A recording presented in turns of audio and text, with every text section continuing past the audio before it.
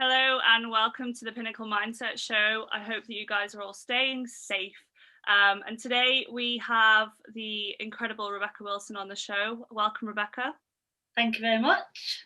So, would you like to just introduce yourself? Tell us a bit about yourself. Yes. I'll have to not give you my work introduction now because I'm so used to being on Zooms for work. So I'm 29. I'm from Manchester, and my sporting career has sort of gone through, I guess, 3 or 4 different main sports. So I was a sprinter growing up.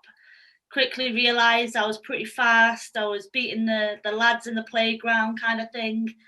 I managed to get to a Great Britain junior level.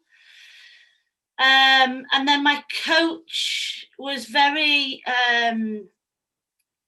very honest, but in a kind way. Sometimes people say, God, that's so harsh. But we knew that the best I would do was a relay squad for Great Britain. I wouldn't get an individual 100-meter spot because I'm 5'2" and I've got little legs. And as hard as I trained, as much as I wanted it, my body would not allow it. So I then took the opportunity to trial for bobsleigh. Didn't know what it was. Did the whole watched cool run-ins with a bag of popcorn. Went straight onto the senior squad, and that then took me to the Sochi Olympics in 2014. And that's everything that I'd ever wanted since being a little girl. I often talk about the certificate that I got when I was in primary school, and it said, it was like Star of the Week kind of certificate, and it said, watch out, this girl will be in the Olympics. Oh. And that was when I was 8 years old. So it was every ounce of purpose that I had was I had to make it to the Olympics. So I was very fortunate that I did that in bobsleigh in 2014. And then when coming out of that, I then transferred across and started playing rugby. And I'd never played before, never thrown a rugby ball around. But it was very much that team atmosphere then that I actually grew to love, because a lot of my other sports had been very individual. So up until that point, I was literally that very, very focused, small world athlete, really. I'm one of 5 children. My mum and dad worked incredibly hard to make sure we never went without. You know, it was Sundays that my dad was driving us up and down the country to competitions, and I have a huge love for Motown because they were my dad's songs in the car. And then sort of coming out and widening my world a little bit, starting working in 2015. I work for a charity, for a foundation with young people. And you start to assess and understand the wider impact of life. You get out of your little sporting bubble. And I guess it's since then that I've been really passionate about talking about some of the challenges and some of the hardships and mental health, because that was my experience. Was I really struggled even throughout my sporting journey. So yeah, I very proud of my huge quads. I don't fit in skinny jeans. Still 5'2", try and still race everyone. But yeah, I try and be as real and as humble and stuff as possible, and talk about what I can, and hope that resonates with some people and helps some people. And I love a good brew. What an amazing story. That's incredible. You basically just given us a 411 of your entire life. And I think it's so like Cool Runnings is one of my favorite films, so I just find it so interesting that you're just already relating to it. Now, obviously, there's that perception of the link between athletics and bobsleigh. Do you think that had a massive part in your bobsleigh career? Tentatively, yes. I think it was the transition that the sport was going through, though. So there is that link. However, in terms of the history of bobsleigh, it was very heavily the armed forces that are involved. And that's where the majority of athletes came from, because it was the armed forces that have a lot of the inter-services competitions. They would allow soldiers out on leave to be able to compete or go and do 2 or 3 weeks skiing or bobsleighing. And so when I went in, actually I was sort of one of the few athletes, and it was how the sport was developing into being a professional funded sport that they started to think, right, okay, if we're going to challenge medals on a global stage, we need to start looking at how we recruit.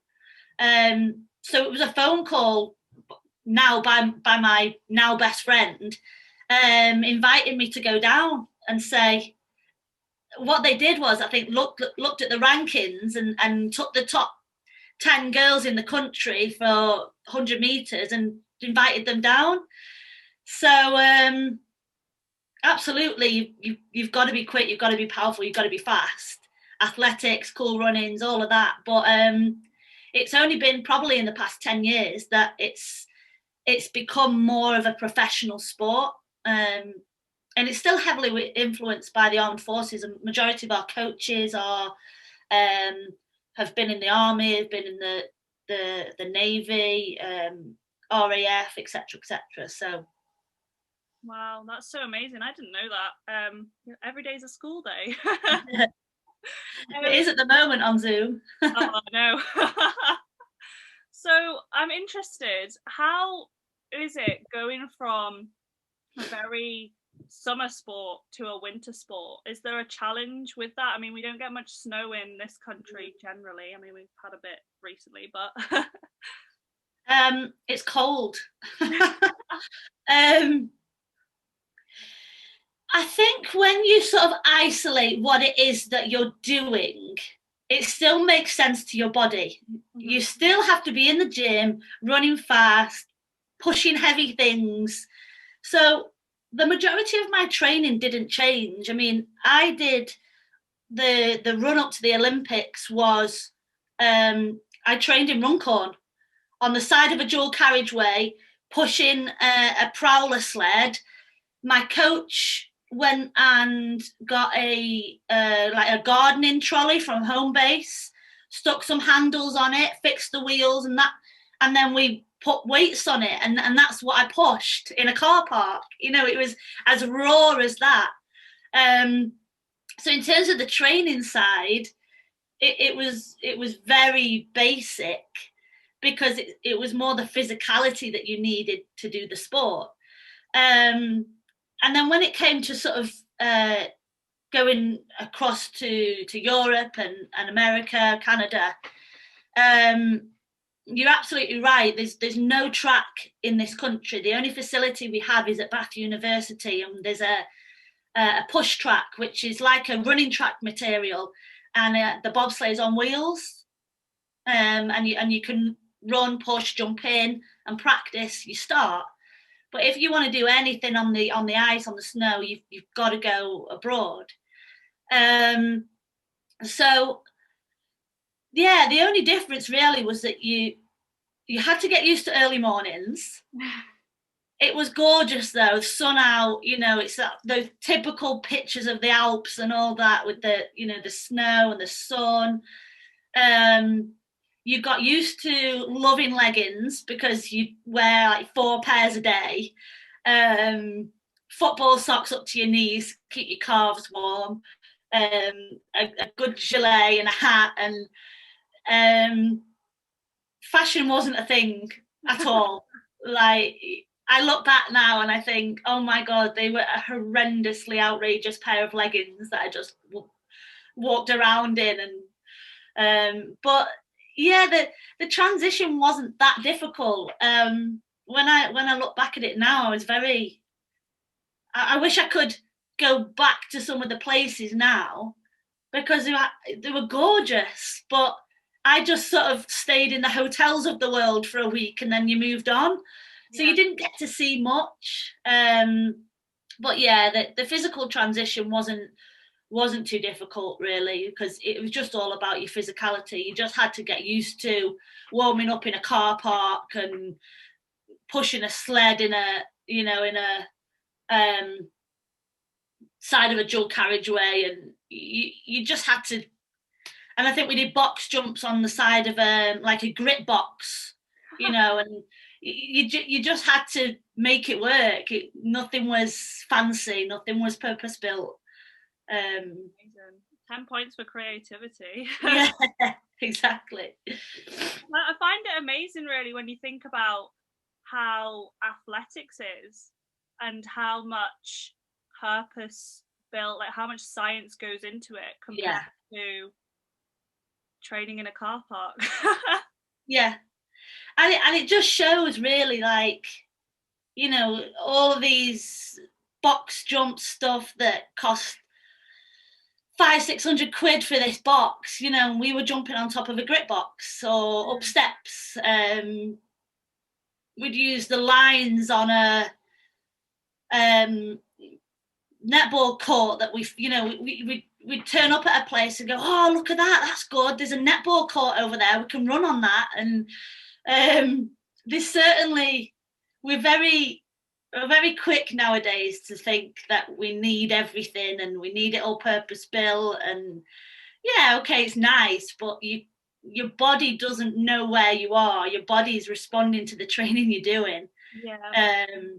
So there's lots of ways, and I think being in a national lockdown and stuff, it's probably brought out some of that creativity in us. We've all been running, we've been I bought a skipping rope 2 weeks ago. I've not skipped since I was in the playground. I'm like, yeah, I'm going to skip, because 10 minutes of skipping is a 30-minute run, and now I can just skip for 10 minutes. So I'm out on the decking in the garden skipping, and I think it's good. It helps you be creative and stuff, and not rely on all of the fancy facilities. Yeah, definitely. So let's talk about your career in bobsleigh. What would you say was your greatest achievement? That's always a tough question, because without a doubt, I'm still that sort of young 12-year-old from Manchester who had this big dream. And you'll know yourself, some days you still wake up and you think, God, how have I got to this age now? And I still sometimes feel like that vulnerable little girl. So definitely making it to the Olympics was huge. That to be able to get that Olympic ring tattoo, which I'd set my heart on, was big. But I'd say probably my greatest achievement was winning the World Junior Championships in 2011.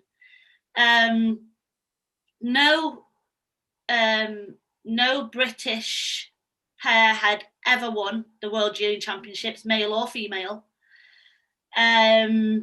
We beat two Olympic medalists, previous Olympic medalists. And I got to do it with my best friend, which was even better. I got to do it in Park City, and that was one of our favourite places because all the outlets were in Park City. So you could go to Abercrombie and get Abercrombie and Fitch hoodies for like £5, and we spent ridiculous amounts of money. The whole experience of that year was just amazing, because there was no expectation and yet we achieved so much. And that was the turning point for the sport as well. So because we won gold there, UK Sport then funded the team for the next 4 years. So without that achievement from us, the sport wouldn't have moved forwards in terms of its professional status. Wow. So that's definitely got to be my biggest achievement. I will never ever forget winning that. It was incredible. Yeah, I would definitely be saying that over the Olympics, because just wow. I think it's so interesting the way you've just worded that, and you said obviously that you just didn't have the pressure and still performed so well. Do you think that athletes do perform better with less pressure? I'd have to argue yes. I think obviously we all respond to pressure and healthy pressure. We all sometimes need a kick up the backside to really get those last little bits of what we're capable of out. But I think once you start looking at the top end of athletes, there is an intrinsic motivation, there is an intrinsic pressure. We're all going to be pushing ourselves. And we've almost proven that already, because we're a group of small number of people who are performing on an elite level. So to then add pressure from the outside, I think sometimes can be the tipping point for some athletes, depending on their character and their ability to manage it. So I think, in short, I would argue that the majority of athletes would put that pressure on themselves. And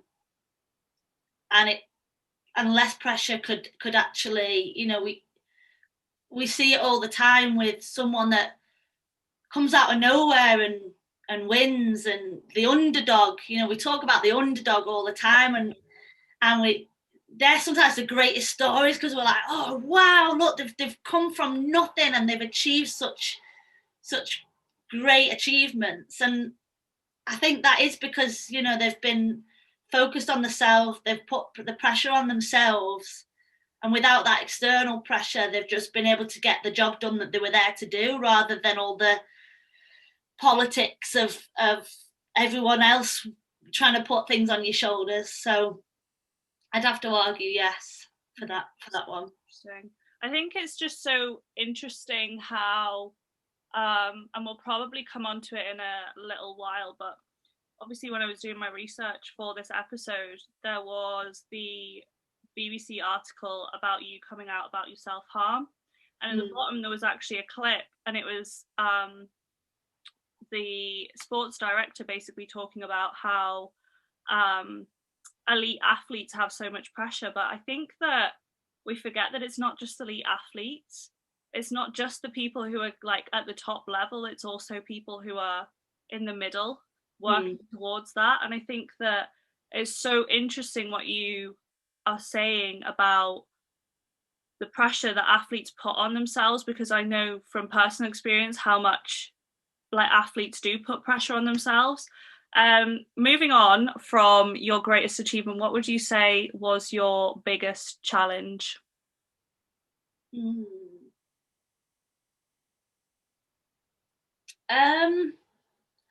My biggest challenge was probably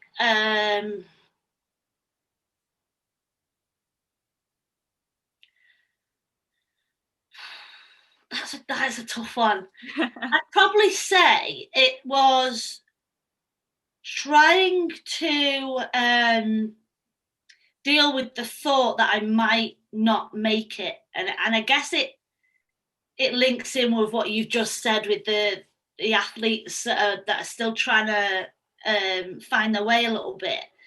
I will always remember we had a sports psychologist that was part of the squad, and we all had sessions with her.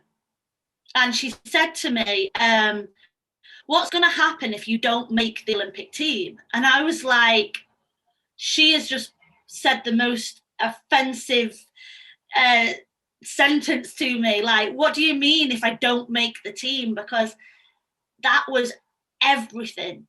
And she said, yeah, but life will still go on. And I was like, is she mad? Life will go on. My life won't go on. And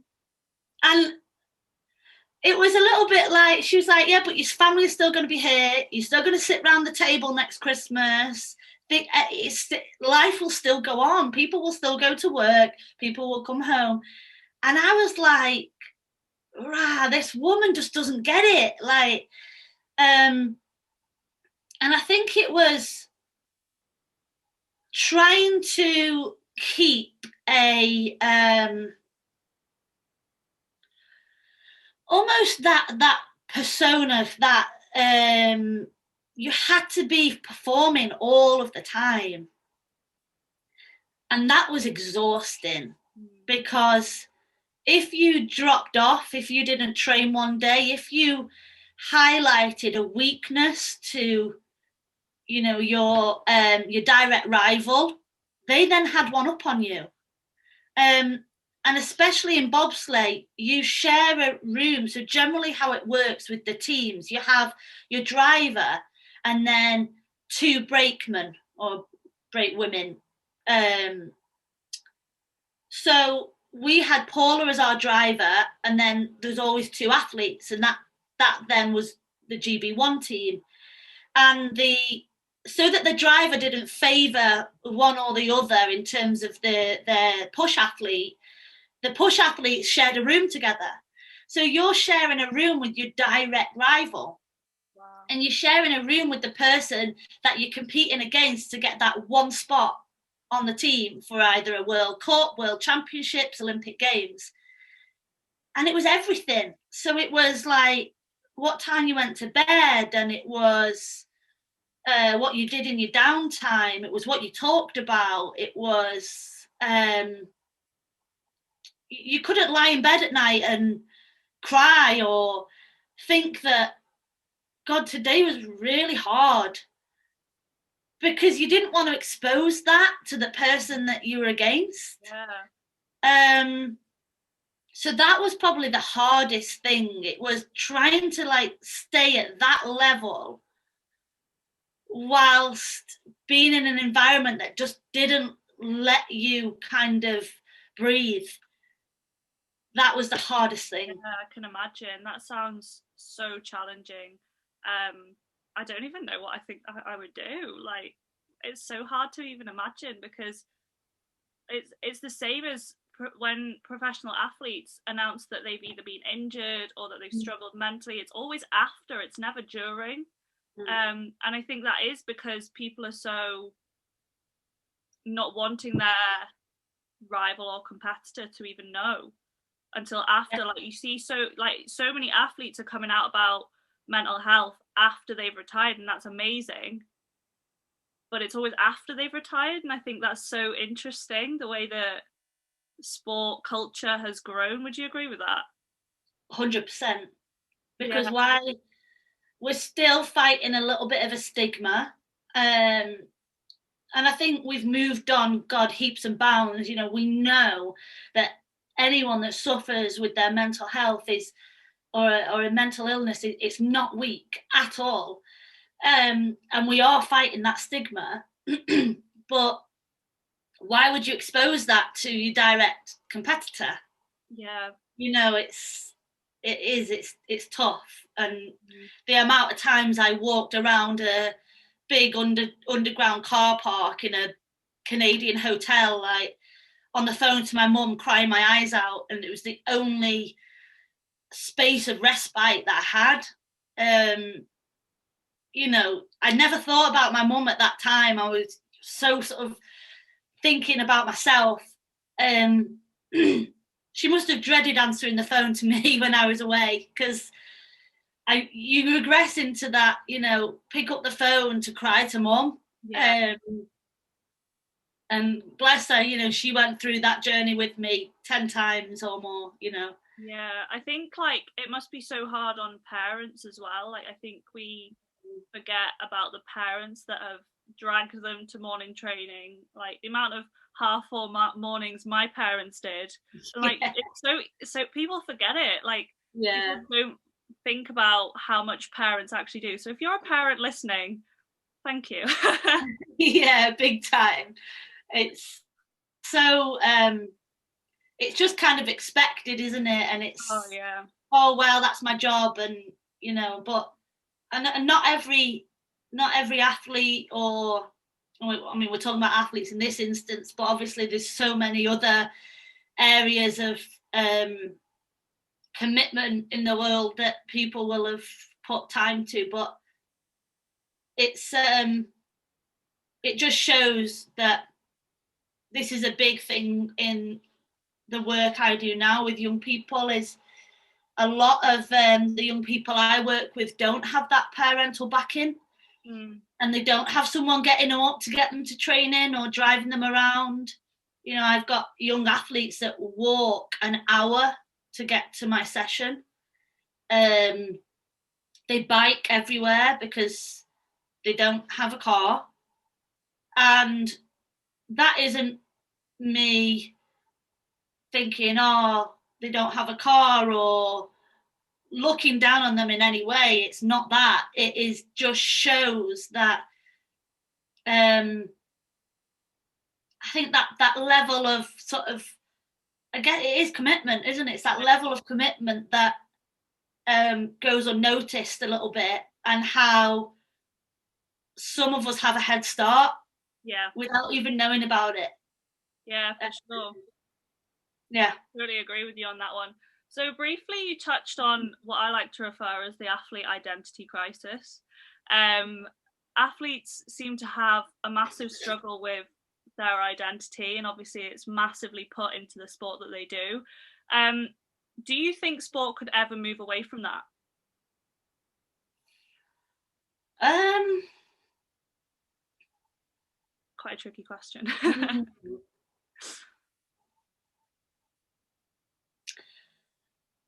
No.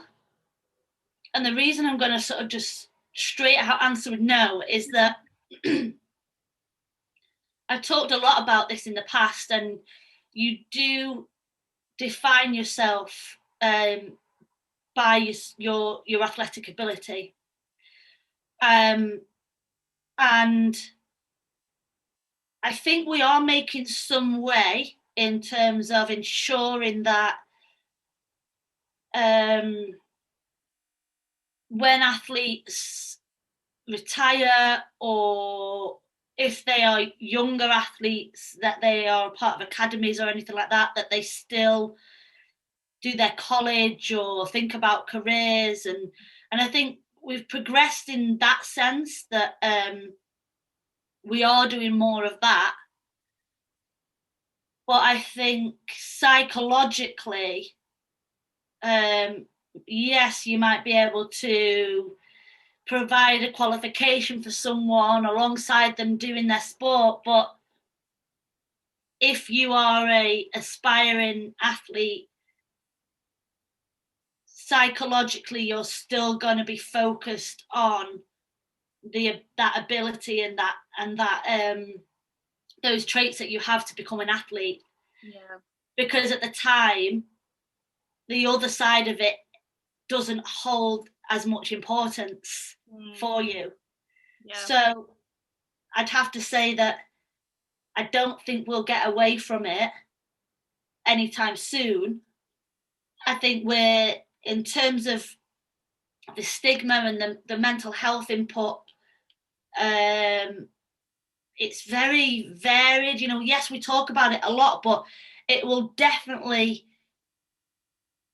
depend on who and what input athletes have as they're going through their sport. And as we mentioned before, you know, when you get to an elite level, all of a sudden you have a nutritionist and a sports psychologist, and you have access to all these things, but it's the years and years of getting to that point that you start to develop these mindsets and this self-worth and what you attribute it to, and that's the time that we need the input. I would agree with that 100%. I think that a lot of the focus is on the elite side, and I think that's great because they are obviously the ones who have more pressure, like external pressure. But I think that in terms of the pressure, the way that they perceive pressure or the way that they perceive the events, it comes from how it's been when they were a kid. And I think we forget about the fact that they've come from little 11-year-old kid that was constantly going to the athletics track or constantly going to the football pitch. And I 100% would agree with you. I think that it is definitely from a kid's perspective that it kind of needs to change. But I definitely agree that it's definitely going in that way. You kind of answered a question that I already had, but how much support psychologically and physically did you receive? I'd have to say I did receive a lot of support, but I would also argue that it wasn't the right support. Because what we like to do as well, unfortunately, is tick a box. And I think if we have a list of how a governing body needs to be run and how we need to support athletes, and we say, right, okay, they need a training plan, tick, they need their kit, tick, they need a venue, tick, they need a nutritionist, tick, they need supplements, tick. I think we've got in that cycle of sports psychologist or people to help you manage pressure, stuff like that. And that was provided for me. Majority, not in athletics. I hadn't ever reached that level to receive that. So up until the time I was 18, even though I was in a junior GB athlete, I never saw anyone in that side of support, which I guess links back to what we've just said about needing it earlier. In bobsleigh, in British bobsleigh, yes, they provided that.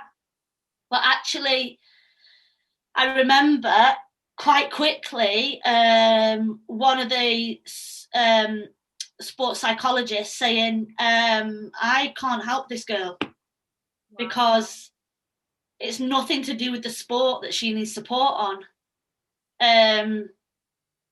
It's not her ability to manage pressure or the routine that she's in or having a plan A or a plan B or anything like that. It was more deep rooted in terms of understanding who you are as a person.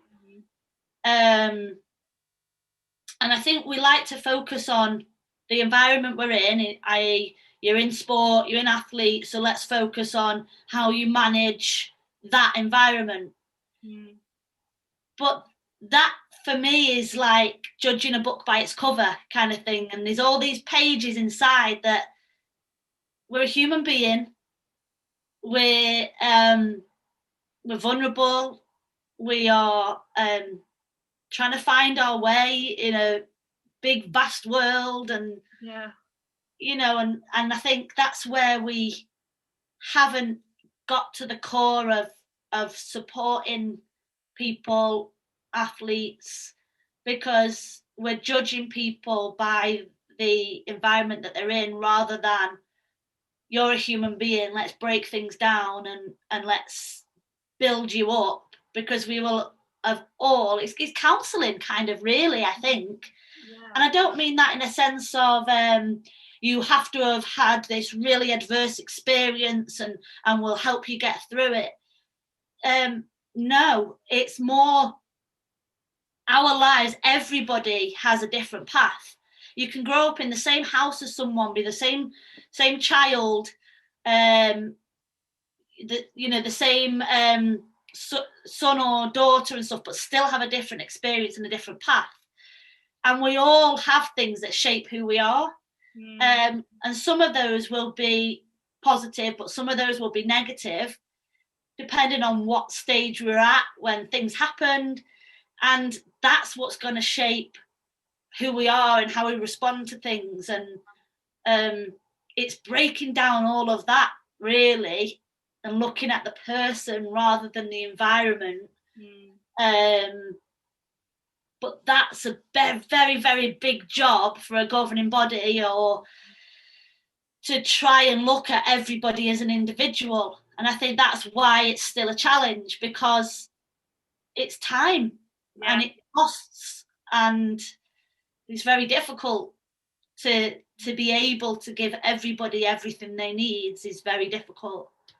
Yeah, I would definitely agree with that. I think it's amazing how many clubs now up and down the country are starting to have a sports psychologist in their club.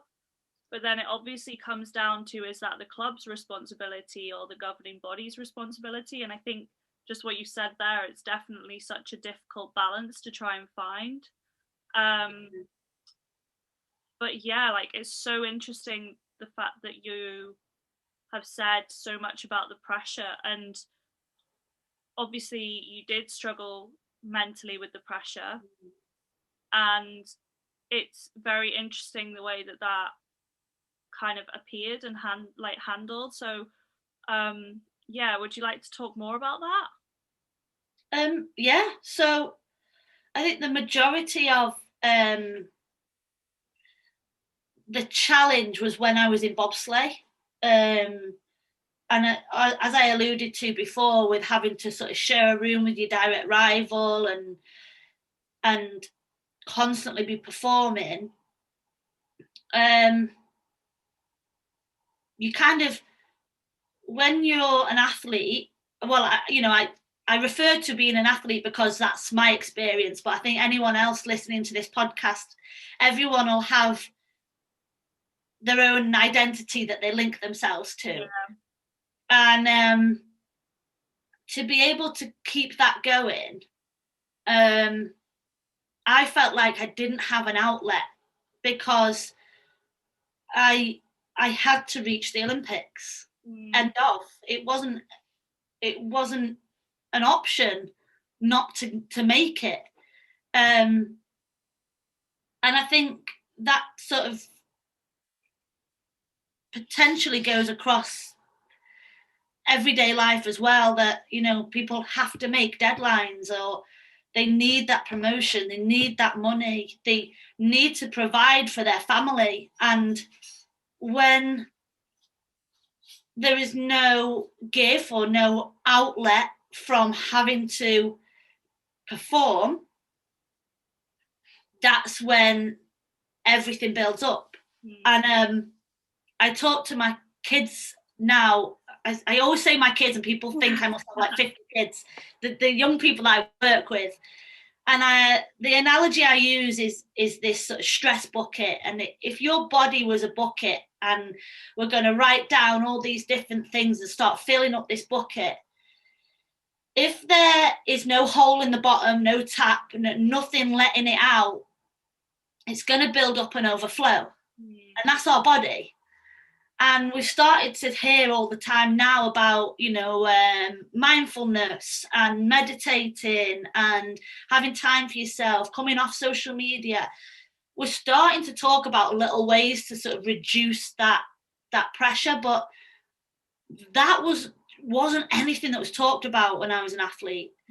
And as I said before, you know, the amount of times that I just got away from everyone, generally in a car park, or I'd go for a walk, or get away from the team hotel, and there was no way at all to get away from the environment I was in. And that's what led to the severity of the self-harm that I then got in a cycle, and I never even called it self-harm until afterwards, like talk about, because I never even thought about what I was doing. It was such intense emotion. that I wanted to feel pain because that made sense. If you cut your legs or your arms, you can see that cut, that pain, that blood is a direct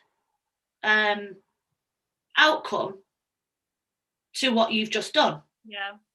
So you know that, oh, that hurt, I just cut myself. Makes sense. And emotion, an intense emotion, just never made sense, and sometimes still doesn't now. It gets to that point where there's no outlet and there's nothing that you can see of why you're feeling like that, because it's all happening internally and in your mind and in your brain. And then I think I got into it became a habit. Yeah. It became the way that I dealt with things, that it got too much. I couldn't manage it. And it was a way, potentially, looking at it now, and I've read up a lot about things, I've talked about it a lot, and it's a way of regaining control. Yeah. When so much is out of your control, the one thing that you can control is hurting yourself. And I think, you know, for anyone listening, if you have struggled with that, I always say now, and people are quite surprised by it, but it's okay, because someone once said to me, you know, you'll stop when you're ready. And I think as long as you make sure that it's kept clean and what you're using isn't you know, going to be going to be affect your skin or your body or get an infection and stuff like that,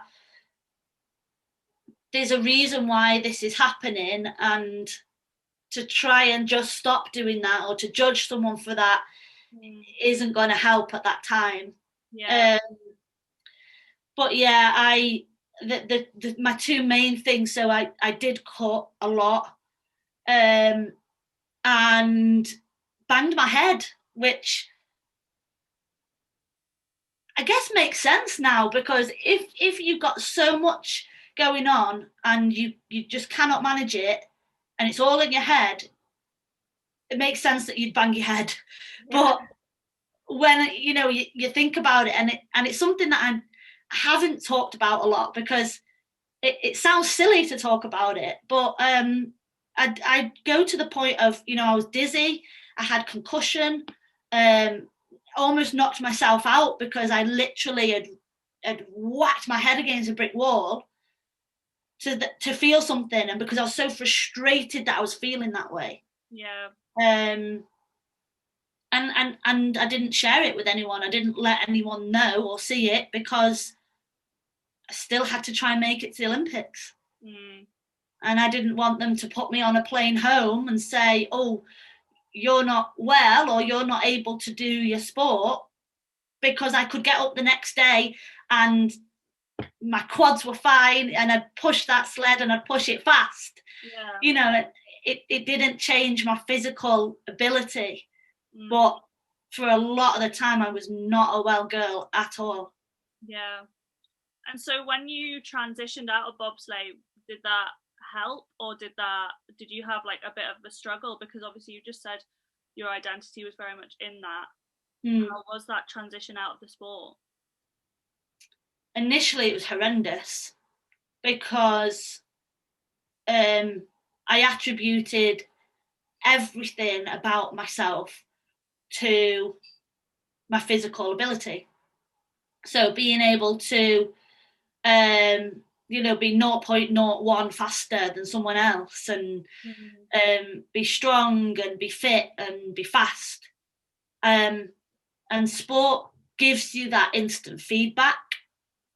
So you push a sled, you jump in, you get a time. You run a race, you win the race, you've come first, you've come second, you've come last. You get instant feedback. And then all of a sudden, I was out of that world, and there was nothing telling me how I was doing, or nothing telling me that you've done okay today, you've done well today, or this is how you could improve on yesterday. Nothing told me that. And for 18 months after I retired and came out of the sport,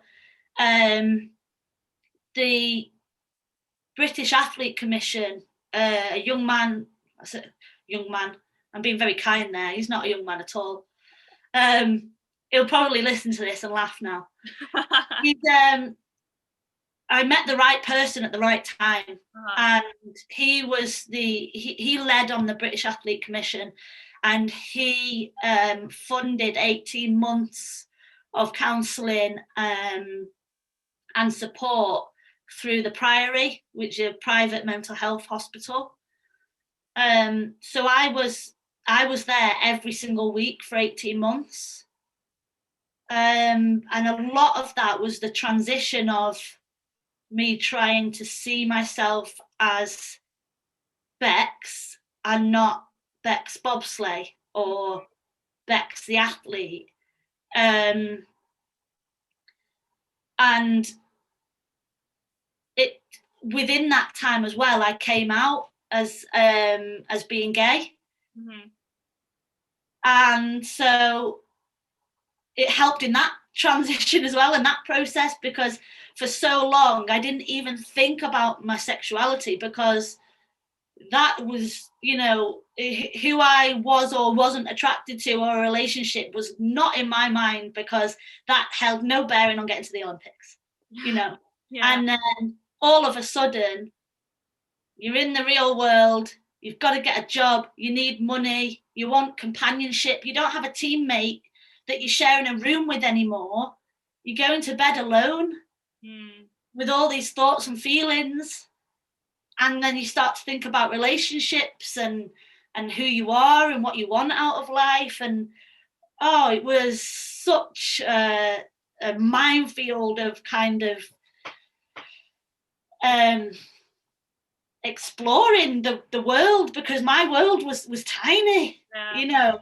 So I was fortunate in terms of having that support, but it was really tough, really hard. Yeah, I can imagine. Yeah. Obviously now you are in rugby. What made you pick up a rugby ball? I got a placement at a physiotherapy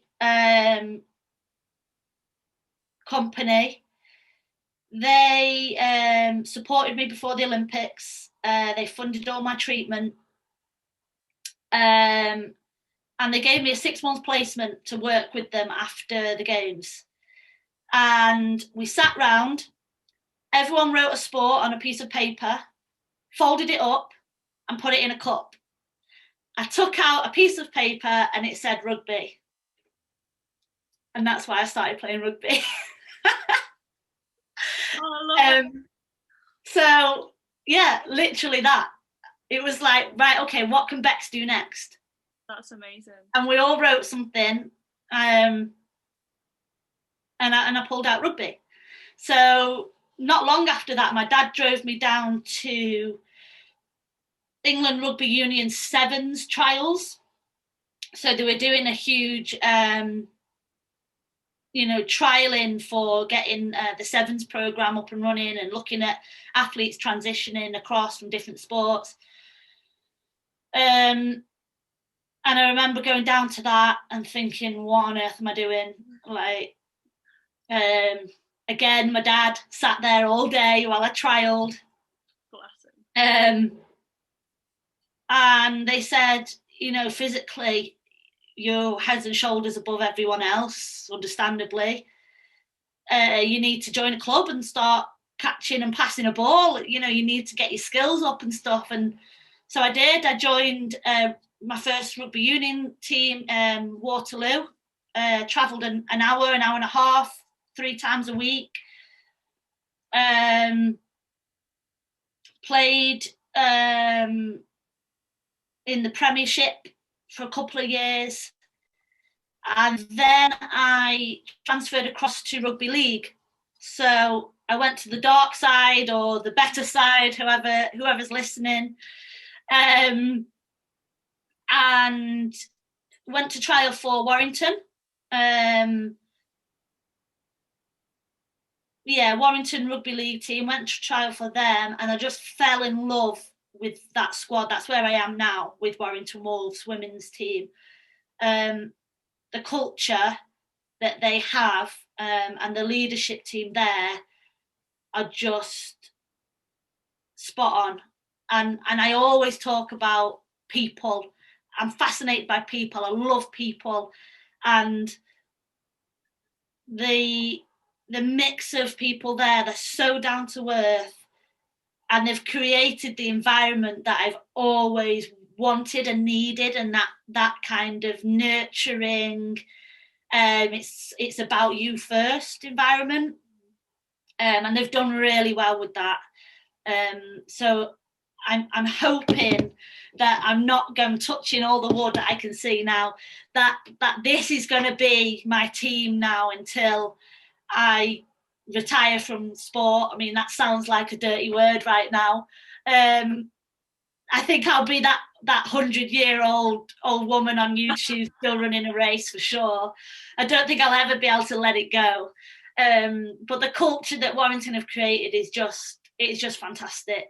A lot of people can learn from that. And I think businesses and things that are starting to go that way. We're starting to talk about the culture and the environment and what we stand for, and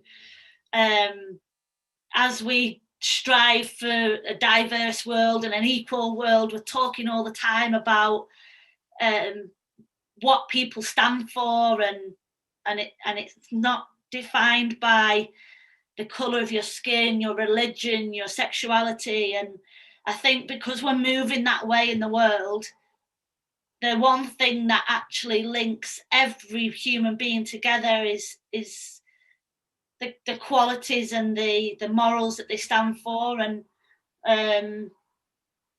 I'm a big advocate for sort of trying to talk about that. And I've got it on my wall behind me here, and it says, "What do you stand for?"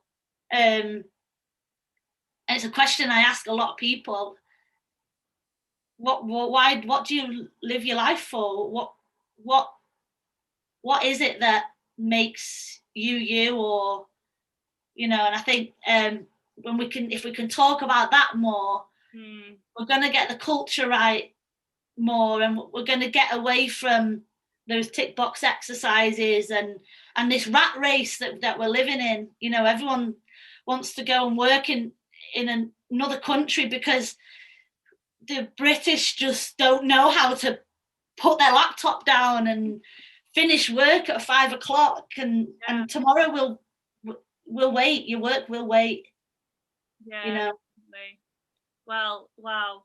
I could sit and talk to you all day, but I don't want to keep you that long. So my final question is, if we obviously lived without COVID, and you could invite people back from the dead, what 3 people would you invite to a dinner party, and why?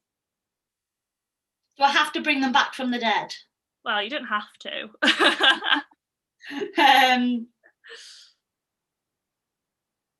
Again, I ask people this question. Amanda Gorman, 100% would be around my table. She is the young poet that spoke at I'm not going to spell it. Inaugurate. I can't even pronounce it. Yeah, at Biden's party. Let's just say that. The young poet there. I have a huge crush on her. Like her words, and just her presence and there was a picture put on Instagram afterwards of 3 young black girls looking up at the TV, and she was there in the White House doing the poem. And I saved that. It's on my phone. It's my background on my phone, because a huge thing that I tell my kids all the time: you cannot be what you cannot see. And some people are brave enough to be a little bit of a lone wolf or change the manuscript, and I just think she was brilliant, absolutely amazing. So definitely have her around my table. Who else would I have? Peter Kay, for sure. Oh, interesting. I just think he's hilarious. He's down to earth. His sketch that he did sort of 10, 15 years ago with garlic bread and where's all the pens gone out the pen pot, and labeling the videos when you were a kid. That was my family. That was my dad. The amount of times my dad said, I put a new pack of pens here last week, where have they all gone? So that sort of situational, observational comedy, I just love it. So I think, everyone needs to laugh. So he would definitely be around my table. How many people can I have around my table? 3. You've got one more. 3. I've got one more. Okay, so poetry. I've got a poet. I've got an inspirational young person. I've got Peter Kay. Adele. Oh, interesting. Yeah. Love Adele. I think she has not been afraid to just kind of just be her as an artist. And I love her. She's definitely the songs I sing in the shower, like my guilty pleasure song. I'll belt out stuff from her. So yeah, I think that's interesting actually, because everyone that I've just spoken about, it's been words. Yeah. Words and commentary. So I've got to sing a poet and a comedian. Yeah, I think that'd be a cracking dinner party. That's interesting. I've had so many different people say so many different names, but I've never had any of those 3. Have you not? No. So that's so interesting. But if people want to find you, where would they find you? In my pajamas on my sofa. I'm on Instagram, Bex GB5, I think. Twitter, I need to update my app and get back on it. Again, I'm Bex GB5, I think, on there as well. The foundation that I work for and I sort of head up the Diamadal Sports Foundation. So if you're in Greater Manchester and you want to learn more about what we do, and you've got children or you're a business or a school or anything like that, and you want me to come in and bore you all to death with my talks, the Diamadal Sports Foundation is who I work for. Probably Instagram. I'm on Insta all the time. Message me on there, and I'll be happy to answer any questions or worries that you have. I'll be an agony aunt for anyone. I love it. Amazing. Well, thank you so much for coming on the show. As always, please be sure to like, subscribe, share, all that fun stuff, and stay safe. I feel like I have to add that at the moment, but have an amazing day. Thank you very much. Cheers, Sophie.